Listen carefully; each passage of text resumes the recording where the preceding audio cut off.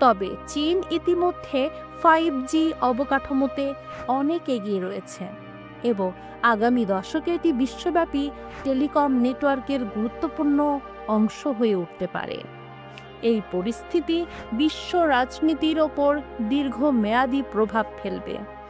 তথ্য প্রবাহ ও ডিজিটাল অবকাঠামো কাদের নিয়ন্ত্রণে থাকবে, সেটি ভবিষ্যতের অর্থনৈতিক ও সামরিক শক্তির জন্য অত্যন্ত গুরুত্বপূর্ণ।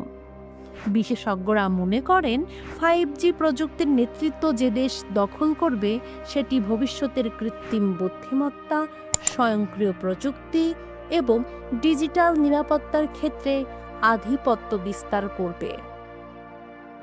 এই প্রতিযোগিতার চূড়ান্ত ফলাফল এখনও অনিশ্চিত, তবে এটা নিশ্চিত যে 5G প্রযুক্তির ভূ-রাজনীতি শুধু প্রযুক্তিগত নয়, বরং অর্থনৈতিক ও সামরিক শক্তির একটি গুরুত্বপূর্ণ ক্ষেত্র হয়ে উঠেছে, যা আগামী কয়েক দশকের জন্য বিশ্ব রাজনীতিকে প্রভাবিত করবে।